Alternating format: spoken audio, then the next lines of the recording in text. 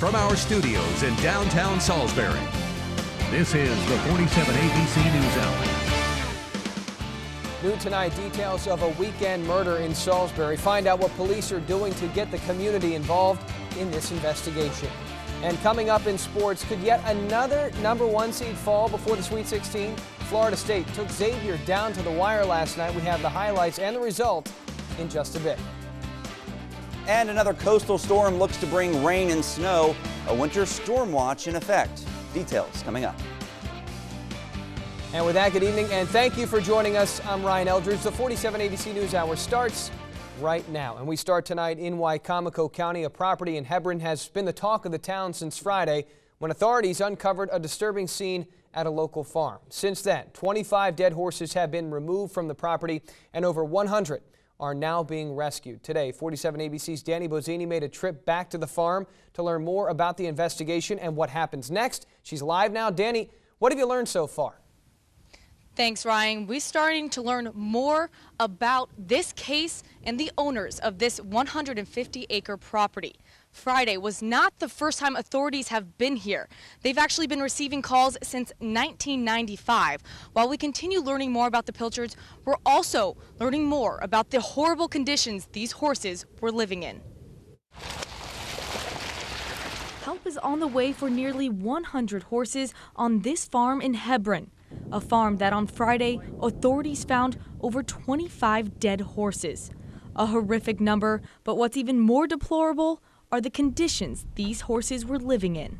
They're living in squalor. They are living in some of the most unsanitary, unhealthy conditions I've ever witnessed as a human being. Wicomico County Sheriff Mike Lewis tells 47 ABC that the conditions are nearly impossible to describe, let alone comprehend. A lot of those horses are very healthy looking, but they're living in squalor in horrific conditions on the farm. They're always standing in feces and urine. That's why the horses still on this farm are being rescued by dozens of rescue shelters from all over the East Coast. But this is not the first time authorities have responded to this property in Hebron. We had been out there back in 1995, before I was sheriff here in the county, where we removed over 200 cats from cages inside of outsheds and outbuildings on the property. Over 200 cats. But that's not all. Authorities, including the U.S. Department of Agriculture and the Sheriff's Office, have been out a number of times in recent years. A veterinarian from Annapolis has even surveyed this property. At that time, and said there was insufficient evidence to support an animal neglect charge. The many complaints we got were livestock on the roadway, and we did issue citations. But for these horses, the good news is that they are headed to greener pastures to be cared and loved for.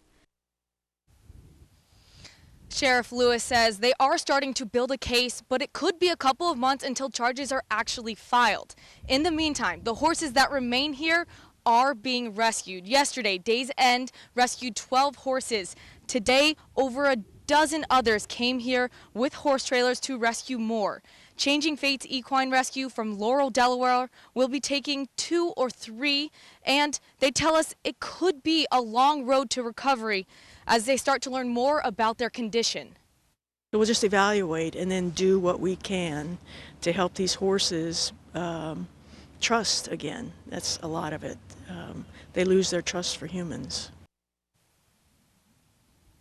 Now, depending on their condition, it could be up to a couple of months until these horses are healthy again. But the good news is that these horses are being rescued and they're going to places that will care and love on them. And so that is the good news here tonight. But we'll have even more later on tonight. Reporting live in Wicomico County, I'm Danny Bozzini, 47 ABC. Ryan?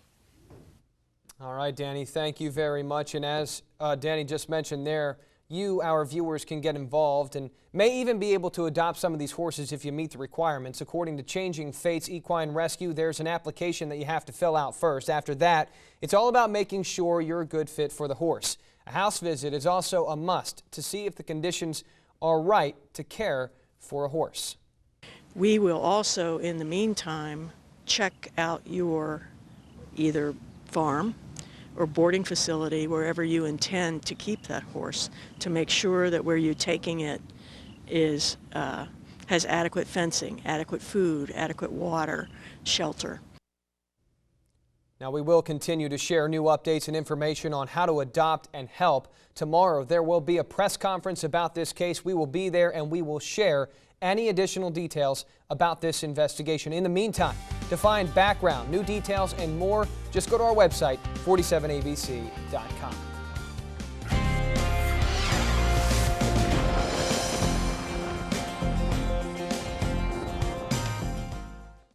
Good evening, Delmarva, and happy Monday. All eyes on the next coastal storm that is expected to impact our region as we head into tomorrow and especially on Wednesday. We'll talk about the details coming up, but here's a live look outside in Rehoboth. It's quiet right now, cloudy with an east wind, and cool temperatures are starting to roll through off of the ocean. It's 47 in Salisbury after hitting a high into the 50s earlier today. Some spots getting close to 60. 45 right now in Dover with mostly cloudy skies, and 45 in Georgetown. There's a few light sprinkles out there, but the majority of the rain will hold off until after midnight tonight. Here's a look at our daytime highs. Wallops actually hit 60. Salisbury hit 58 degrees this afternoon. So a very warm last day of winter, I should say, as spring rolls through tomorrow, believe it or not, and winter weather will return. We're watching a low out here across the heart of the nation. That will transfer its energy off the coast as we head through tomorrow and Wednesday, bringing us rain, sleet, snow, kind of a mixed bag. But will it really accumulate? There are a few factors working against accumulating snow. I'll come back with all the details in just a few minutes. Ryan? All right, Daniel, thank you very much. Well, a late-night fire in Bridgeville, Delaware is now under investigation. Just after midnight, the Seaford Volunteer Fire Department and 3 other agencies were sent to a house fire on Callaway Road. We're told about 25 firefighters were brought in to fight the blaze. It went through a second-floor bedroom window to put it out. They were on scene for about an hour, and they say the fire caused very minor damage because it was contained to a bed mattress and linens, as you can see in the photos that we've been sharing here. Unfortunately, everyone living in the home was outside in time and no one was injured. The fire remains under investigation by the Delaware State Fire Marshal's Office. Well, police in Wicomico County are now offering a reward to anyone who can help them with a homicide investigation. Now, we have some video from Saturday night when officials responded to the 500 block of Priscilla Street. That's where the victim, Pierre Louis, was found unresponsive in his home by a friend after not showing up to church this weekend. When police arrived on the scene, Louis was found with obvious signs of trauma. His body was turned over to the State Police Homicide Unit, and officials say they are still investigating the cause of death and are asking anyone with information to come forward. And officials in Wicomico County want to remind residents about a free emergency alert system. It's called the Communicator System, and once you're registered, you will automatically be notified about important information in the event of an impending or occurring emergency.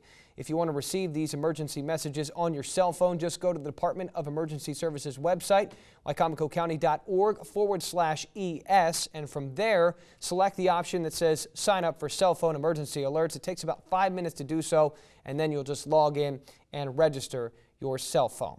And Maryland officials were out in full force this St. Patrick's Day weekend. They say across the state they made 105 DUI arrests between Friday, March 16th, and Sunday, March 18th. March 17th, of course, is St. Patrick's Day. Maryland State Police say the Salisbury Barracks stopped almost 150 cars, arrested 12 drivers under the influence, and issued 175 citations as well as about 150 warnings. The Princess Anne Barrack reportedly stopped almost 250 cars, arrested 1 impaired driver, arrested 2 others for outstanding warrants, and gave out almost 200 citations. Now, between Talbot, Caroline, and Dorchester counties, there were no arrests reported for impaired driving. Earlier today, we made some calls to learn more about efforts in Kent and Sussex County, Delaware. We are still waiting on final numbers from the Delaware State Police. All right, coming up tonight, President Donald Trump is in New England to address the opioid crisis. We'll tell you about the ultimate penalty that he thinks drug dealers should face. Plus, investigators in Texas are scrambling to find the serial bomber that's been targeting seemingly random victims. We have the very latest details on that scary situation. Plus, right after the break, I'll be back with your complete forecast. You're watching 47 ABC because local matters. Find these stories and more at 47abc.com.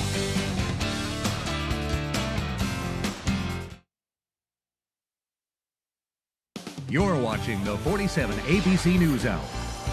with Ryan Eldridge, Julian Sador, Jeff Harris with sports, and Chief Meteorologist Daniel Johnson with weather. The 47 ABC News Hour continues right now.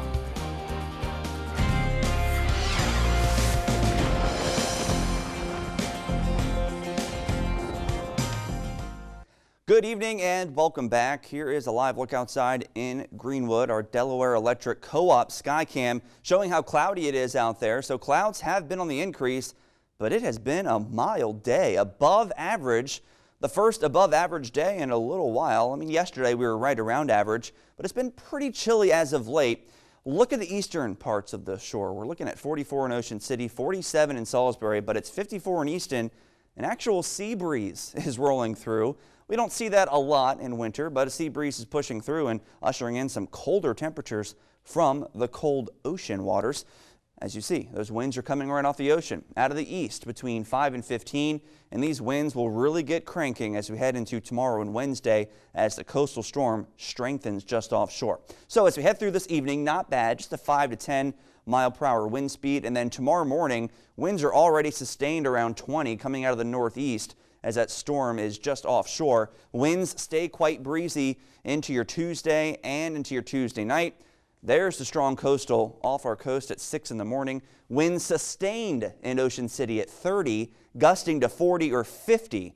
So Wednesday afternoon is, Wednesday morning into Wednesday afternoon, we're looking at some very windy winds, and they will stay that way as we head through your Wednesday night as well. So a wind advisory is in effect for a couple of counties to our southeast, Worcester County and Accomack County. That includes the beaches. That's where we're going to see some of the strongest winds, but I'm also concerned about the bay of the Delaware Bay. We're going to see some flooding there as well with this coastal storm. So lots of clouds pushing through the area, and we just see a few sprinkles in there for now. But the steady rain is still far to our southwest. You can see it out across the Midwestern states, and this will rotate into our region late tonight. So it looks like the steadiest rain will hold off until after midnight tonight. So rain will be developing through tonight. Lows hovering right around 40 degrees. There's that coastal tomorrow. Don't worry about snow tomorrow. It'll be all rain tomorrow. Very windy. We're looking at rainfall totals around an inch as we head through the day tomorrow. Periods of off and on rain. Winds gusting to 40 miles per hour. Temperatures only in the 40s. But here we go on Futurecast. You can see some of that rain building through. Maybe Queen Anne's County, parts of Kent County, Delaware could start with a wintry mix very late tonight. And then we're just going to look at mainly rain through tomorrow. But look at this. The back edge rolls through Wednesday morning and into Wednesday afternoon. That's when we're looking at snow. My producer's rapping me right now. I knew I was going to go over. I'm sorry. I'll work on that throughout the show. But a winter storm watch is in effect for the day Wednesday, and it's rare to see a March snowfall, but it's happened before. Right now we're going with 1 to 3 inches of snow in Salisbury, a little bit more as you drive to the north. We'll keep updating this forecast for you as things will continue to change, but right now it's looking cold and snowy for the day on Wednesday. And I think I said windy winds as well. We're looking at that too. Ryan? All right, Daniel, don't worry about the time. I'll keep all my reads quick tonight. Coming up after the break, UMBC look to keep their Cinderella run alive, taking on Kansas State in the round of 32. Plus, don't call it a comeback. Nevada erased a massive Cincinnati lead, looking to advance into the Sweet 16 for the very first time since 2004. Highlights coming up next in sports. You're watching 47 ABC. Check out our Skycams online at 47abc.com.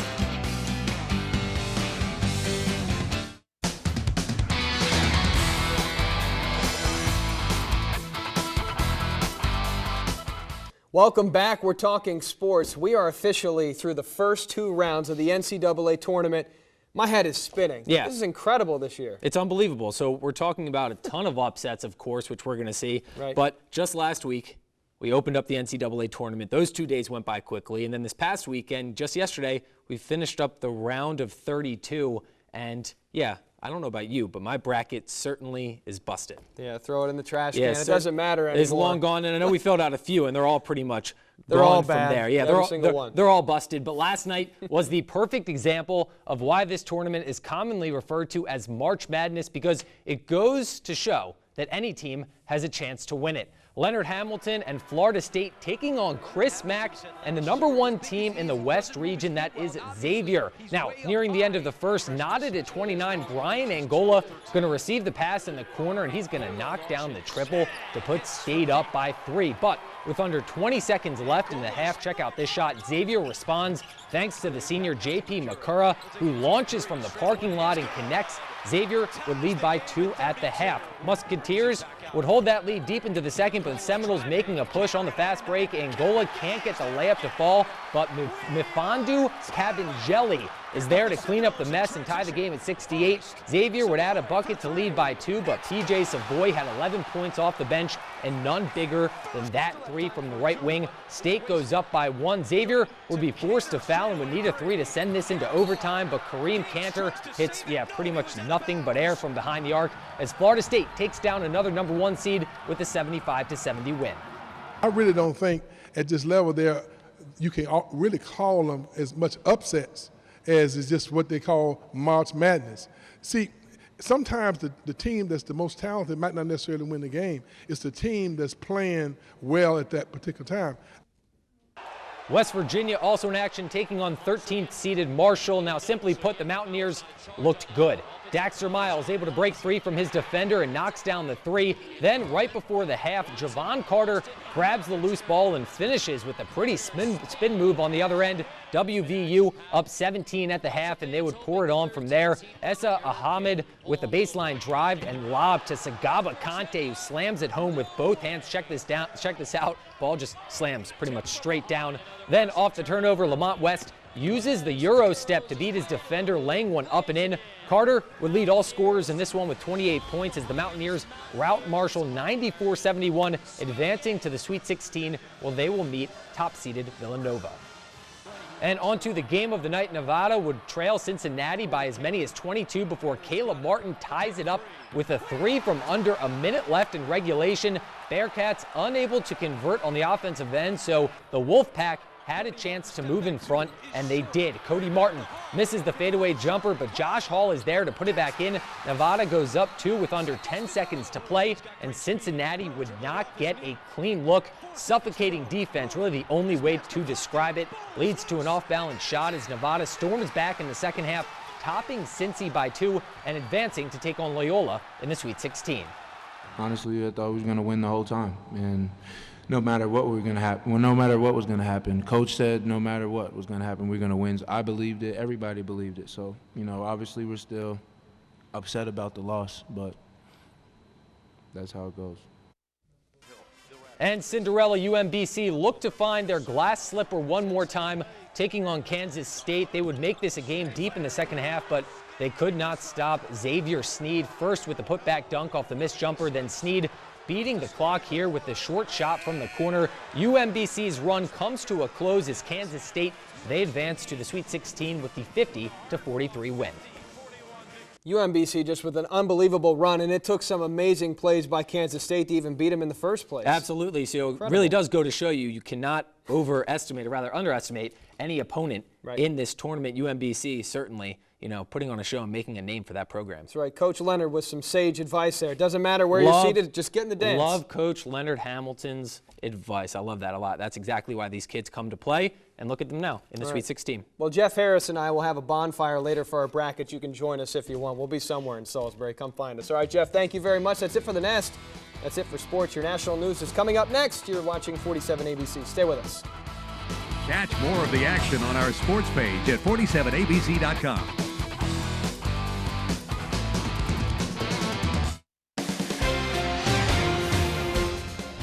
Welcome back. Here's a look at some stories that are making national news today, and we start with this. It's been nearly 3 weeks since a suspicious package exploded in Austin, Texas, killing one person. And local and federal investigators don't seem any closer to finding the person or people responsible for a series of similar attacks in the Texas Capitol. ABC's Jim Ryan has the latest from the Lone Star State. 17 days after the first bombing on the opposite side of Austin, 2 men were seriously injured Sunday night when they set off an explosive device alongside a road in a subdivision called Travis Country. And Austin Police Chief Brian Manley has reached an inescapable and frightening conclusion. We are clearly dealing with what we expect to be a serial bomber at this point. But there are differences between Sunday's attack and the others. The people killed or injured in the 3 previous bombings were African American or Hispanic. The latest victims were white, weakening the theory that race has been the motive, and the method of detonation was different. Instead of a bomb concealed in a package on a residential doorstep, Sunday's blast was caused by a tripwire. The suspect or suspects that we are dealing with have a higher level of sophistication than maybe we initially thought. And suddenly a warning to call the police about a suspicious package at the door has been broadened to include just about everything. ATF Special Agent Fred Milanowski. We're even more concerned now that people see something suspicious, they just stay away from it altogether and contact law enforcement, because if they move that package or if they step on that tripwire, it's likely to detonate. In the neighborhood where the latest bombing took place, residents were told to stay indoors until daybreak, the area basically on lockdown for most of the day. A frightening new reality facing the locals. My first thought was, oh my gosh, if this can happen in a neighborhood like this, it can happen anywhere. Rewards totaling $115,000 have been offered for information, and police hope home security cameras in the area captured some image that might help them to catch a serial bomber. Jim Ryan, ABC News, Austin, Texas. And a community in grief is now also demanding justice. The first lawsuit has been filed in response to Friday's fatal bridge collapse on Florida International University's campus. 6 people died in that accident and others are still in the hospital. The first lawsuit was filed on behalf of a victim who was riding their bike to work when the 950-ton pedestrian bridge came crashing down. Authorities are investigating a voicemail left by a project manager that spoke of some cracking on the bridge 2 days before the collapse. They're also looking into reports that workers were conducting a stress test on the bridge when the accident occurred. A new type of concrete and a new construction method were also apparently used to build that bridge. And another story that we are following tonight, President Donald Trump was in New Hampshire today, a state that he called a drug-infested den. He said the nation's opioid crisis is a battle he intends to win, even if it means using the death penalty. He also pushed Congress to pass legislation to reduce the amount of drugs needed to invoke a mandatory minimum sentence for opioid dealers. President Trump's plan to tackle the opioid crisis also calls for a nationwide public awareness campaign to educate on the dangers of prescription and opioid abuse, a safer prescribing plan aimed at cutting nationwide opioid prescription fills by 1/3 over the next 3 years, and ensuring first responders are supplied with naloxone. All right, that is all for your national news. When we return, we're live in Salisbury as a new community center opens its doors for the very first time, bringing new hope and life to the area. Plus, a local high school's nationally recognized garden continues to blossom. We're checking in with the program to see how it's grown over the last year. You're watching 47 ABC because local matters. Have a news tip? Email it to us at newsroom@47abc.com. You're watching the 47 ABC News Hour with Ryan Eldridge, Julian Sador, Jeff Harris with sports, and Chief Meteorologist Daniel Johnson with weather. The 47 ABC News Hour continues right now. All right, everybody, welcome back. Well, a community was crushed after a longtime facility that was used for recreational youth activities was demolished back in November to make way for a parking lot. But now there's reason to smile again because after 4 months, a new youth center is finally open to the public. 47 ABC's Taylor Lumpkin joins us live in Salisbury from the community center's grand opening and has more. Taylor? Thanks, Ryan. It's an exciting day for the Salisbury community, especially for the youth, as the new Truett Street Community Center, after much anticipation, has finally opened its doors. Now I'm joined here now with Mayor Jake Day of Salisbury, who has has been pretty much involved with this process for a long time now. So what does this project mean to you, and what does it mean for the community and especially for the youth? Well, so much is coming to fruition that we have worked on for truly years.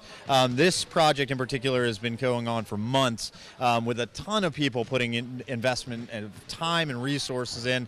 But really, this began almost 3 years ago when we started talking about what we were going to do to better engage our youth in the city of Salisbury. Absolutely. And so what is the center going to be used for? I see behind us we've got a new basketball court, and I see the kids are loving it. There's the Take a Book, Leave a Book center over there. What will this center really be used for? Sure. So we have a little free library. We have this basketball court. We've got a big multi-use space outside. We've got a classroom area over here. And what ultimately this is all about is enabling community organizations that already do great after-school programming, summer programming, weekend programming, and giving them the facility without the expense to host those programs. That includes the Salisbury Pride Lions Club. That includes organizations like Chesapeake Health, and even local churches like Emmanuel Wesleyan. They're deeply rooted, deeply engaged in the Church Street neighborhood. Absolutely. And lastly, what are your goals for the center? So this is all part of our initiative, our efforts to ensure that young people in Salisbury, no matter the street they grow up in, no matter the neighborhood they grow up in, that they have a chance and a path toward a thriving life. It's here, and that they don't have to look at their bright future as, oh, I've got to leave, I've got to go away, but rather they can see a bright future right here in Salisbury. So this space is for them. This space is for their imagination, as you can see, for their recreation, for their play, and for their education and for their future. That's what this is all about. Perfect. Well, thank you so much, Jake. And I'll have more on this story coming up tonight at 10 and 11, so make sure you tune in then. For now, reporting in Salisbury, I'm Taylor Lumpkin, 47 ABC. Ryan? All right, Taylor, thank you very much. Again, that was 47 ABC's Taylor Lumpkin, who will be staying to speak with more representatives of the city of Salisbury and even members of City Council who are at this event. She will have an in-depth look at this story coming up at 10 on the CW and 11 on 47 ABC.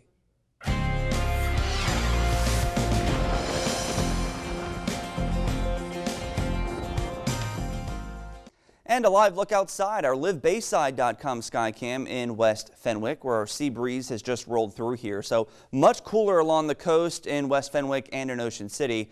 But now we have to talk about some impact from our coastal storm, not just rain, wind, sleet, snow, but also coastal flooding. I'm worried, especially for the Delaware Bay, where storm warning is in effect. We can see some moderate coastal flooding here. So a coastal flood watch in effect for these two counties here in Delaware from Tuesday evening through Thursday morning. Again, that's Sussex and Kent County in Delaware. So a gale warning in effect for the Chesapeake Bay as we head into tomorrow. And again, it will be all rain tomorrow.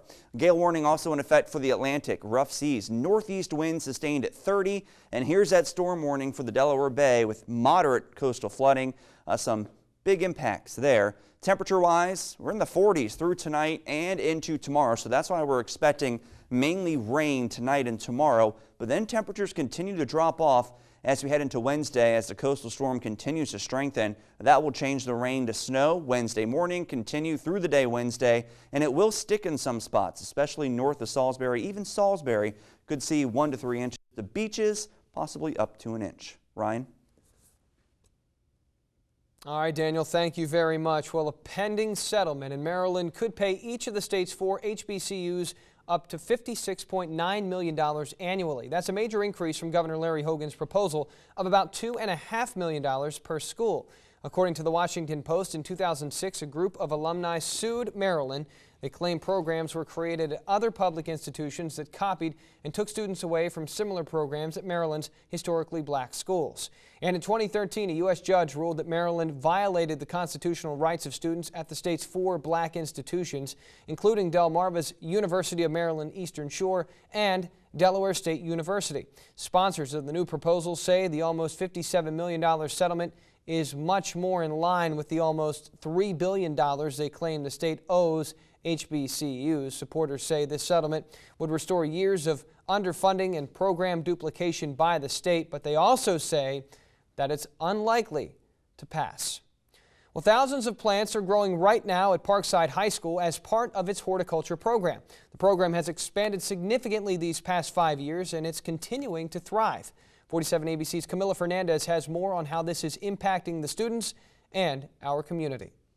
It's a greenhouse filled with thousands of plants, and you'd never think it would be blooming at a high school. I come here almost every day, almost all day, and I help a lot around here. It's really fun work and easy for people to learn and do. Thousands of plants are already growing at Parkside High School, but its horticulture program has also blossomed over the years. The program has really flourished over the last 5 years. in the last 5 years, we've seen an increased interest from our students to participate in the program, as well as increased interest from our community to support it. In one class session, students fill 3,000 pots in just 45 minutes. In the course of the year, we grow, sell, and market over 150,000 plants to our community. They've done so much work, they've even outgrown this place. Now that has sort of maxed out, and we're looking to add another greenhouse. But the biggest thing is that they'll take a new certified public horticulture exam at the Department of Agriculture. It's the first time they've dug into a challenge like this. What these kids attempt to do at the high school level, I believe challenges them and gets them ready for post-secondary life. Sean Small is just one of the many students taking the test and following his family's roots. I'm from Pennsylvania, so I worked on a dairy farm and everything. So anything agriculture and environmental wise I like. Just like Small, these students hope to pursue a career in the agriculture field. And this ever-growing program is helping them do just that. Camila Fernandez, 47 ABC. Now, for the past several years, Parkside has been one of the only 2 high schools in the country to showcase the All-American Selections Display Garden. They're looking forward to their next display, which will be ready by May of this year. And we want to hear what you think about this garden. You can tell us on 47ABC's Facebook or Twitter right now. Well, the Worcester County Humane Society is trying to bring in extra funds so its animal shelter can become more self-sufficient. The organization is opening up a brand new thrift shop in West Ocean City, and as you can see right now, they're currently in the early stages. It may be empty, but it will soon be filled with donations. They'll have clothing, housewares, books, and even pet items. Donations will be accepted in early April. 47 ABC spoke with volunteers today who say that they're excited to open up the shop. As we've noticed with other nonprofits, they're setting up stores, thrift stores just like this, and they're making decent money for their nonprofit organizations. So why shouldn't we? They're currently looking for more volunteers to help paint, clean up, and process donations. They've been looking for space for the past year, and now they're excited to open the thrift shop by the end of April. All right, coming up after the break, we have the latest edition of Made on Delmarva. This week, Lisette Nunez takes us to a business that's been navigating the open waters for almost 50 years. You're watching 47 ABC. Stay with us. 47 ABC News, because local matters.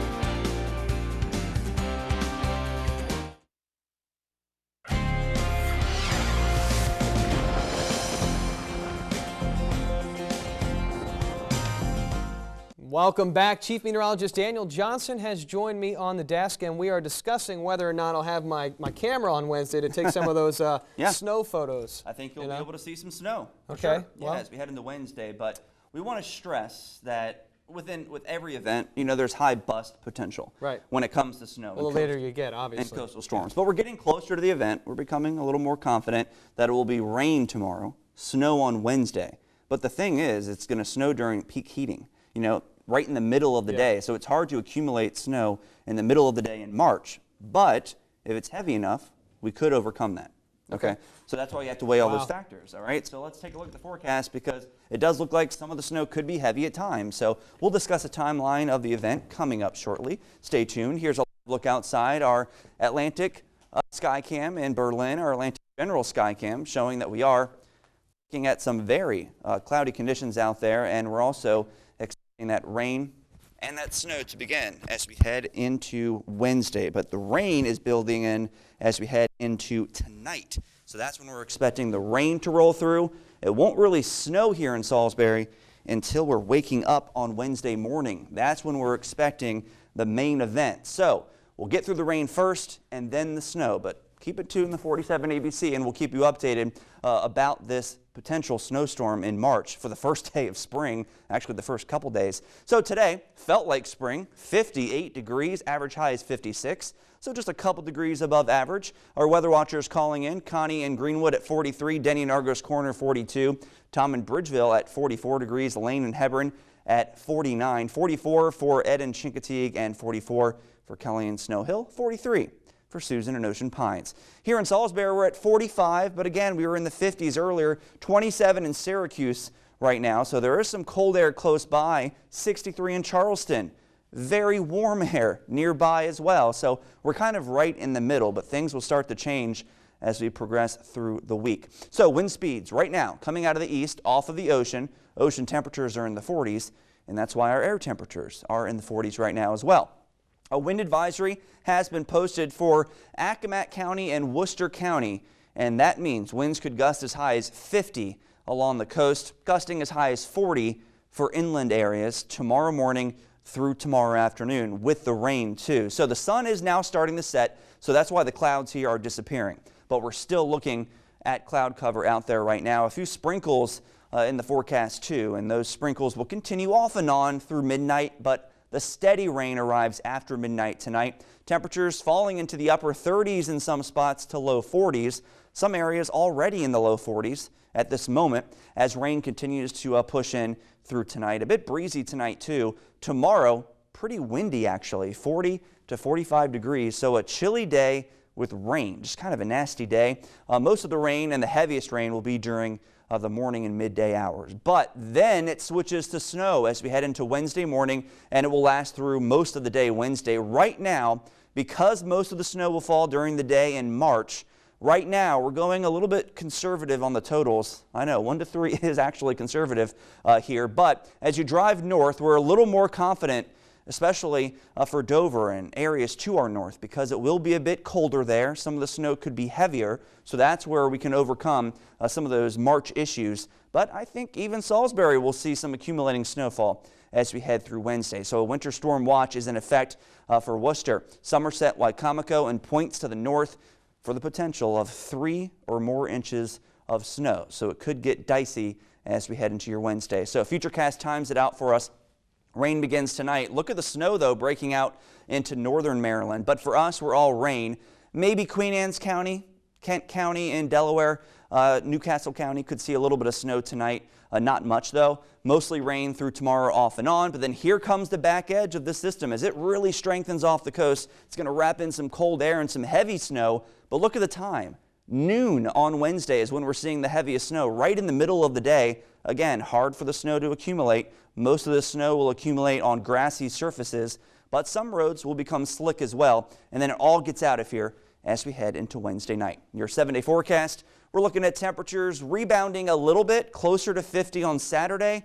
And don't look now, but yeah, that's a rain-snow mix on Sunday as well. Ryan? All right, Daniel, thank you very much. It's time now for the latest edition of Made on Delmarva. And this week, 47 ABC's Lisette Nunez anchored down in Seaford to show us how one business is setting sail on waterways across the world. Hi, I'm Lisette Nunez with 47 ABC. This week on Made on Delmarva, we head to Seaford to check out Aero Marine, a business that's handcrafting radio-controlled boats. This is Made on Delmarva. We're a really unique business. Setting sail since the 1970s. The business started with my father, Remy Sr., and his partner, Peter Calamano, on Long Island, manufacturing full-size yachts and race boats. After years of craftsmanship in the Empire State, Aero Marine navigated to the First State, but with a slightly different voyage, crafting boats for hobbyists instead. My father and his partner were always into hobbies and racing radio-controlled boats. And they decided to just shrink everything down and started manufacturing their own stuff. Their shop later growing to include planes, cars, steam engines, and ships. We have over probably 200-300 hobby shops that we really sell to. 90% of our products are shipped all over the world. And we went to their facility where they make their boats.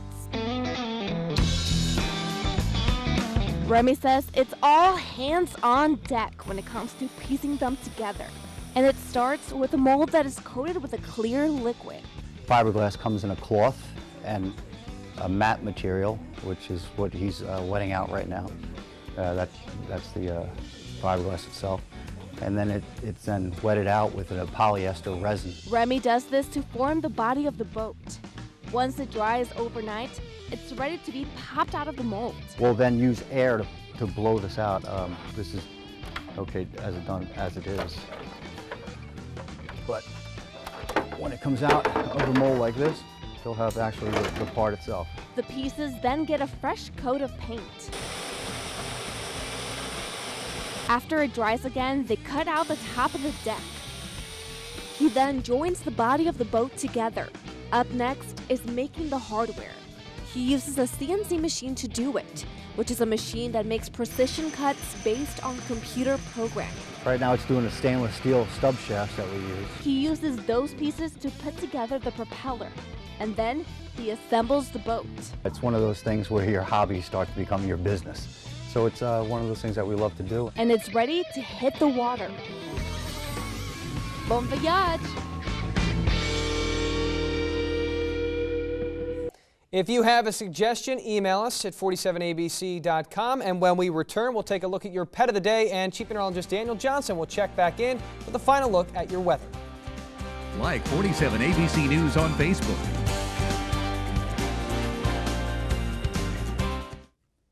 Welcome back. It's time for the latest edition of Money Insider. This evening, Michael Anderson talks about how it's never too late to start saving for retirement.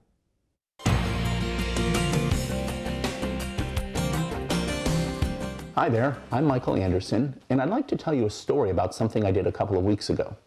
I was very excited and humbled to speak at a school in Delaware to the faculty and staff at the end of the day about personal finance. And during the program, I took a lot of questions. And one of the questions that was asked several different times was basically, if you're just getting started with saving for retirement, what's the first thing to do?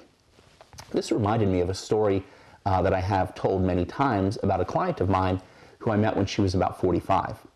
Now, this particular client at age 45 didn't have anything set aside for retirement, knew she needed to get started, but unfortunately also didn't know where to start.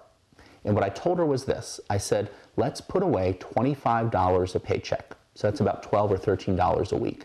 And I asked the lady if she could do this, and she said probably.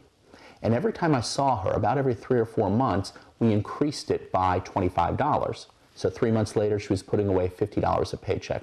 Three months later, she was putting away $75, $100, so on and so forth. And it's gotten to the point where she's now putting aside over $500 a paycheck.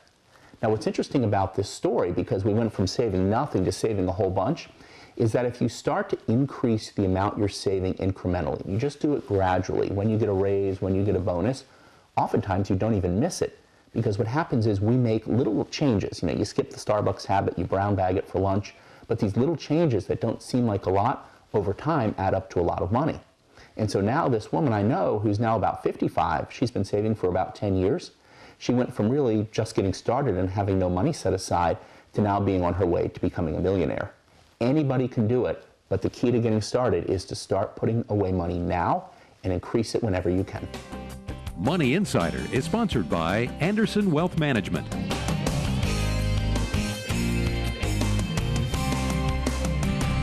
Find these stories and more at 47abc.com.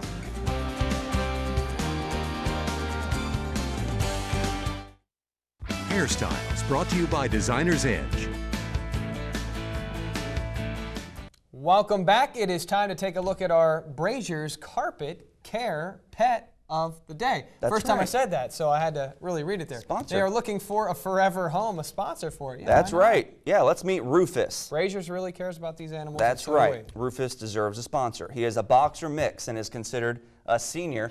Although he is a senior, he has a lot of energy and loves to play. For more information, contact the Worcester County Humane Society, and there's the number for you. Right, and don't forget we have more cute adoptable pets on our website. That's 47abc.com. And let's take a look at the weather one more time, because yeah, let's take a look. We have to. Yeah, the rain's going to move in tonight. By midnight, we'll start to see some showers. We're already seeing a few sprinkles, but it's after midnight when we'll see a steady rain. I'm actually going to say after 2 a.m. is probably when we'll see more of a steady rain. Temperatures slowly dropping down into the 40s as cool air rolls through. Eventually, it's going to turn to snow as we wake up on Wednesday morning, and it will continue into Wednesday evening. 1 to 2 inches of rain, 1 to 3 inches of snow here in Salisbury. Most of the snow will be on grass and cars, but the roads will become slick. We could see over 3 inches in Salisbury. Winds gusting between 30 and 50 for the next few days, especially at the coast. Coastal flooding a worry as well, so stay tuned. It's been a rough month to be a tree, for sure, with those wind gusts. So, Daniel Johnson, thank you very much, and thank you for making us your choice for evening news. If you missed anything, 47abc.com is where you'll find it. And be sure to like and follow us all across social media. We'll be back at 10 and 11 tonight. Take care.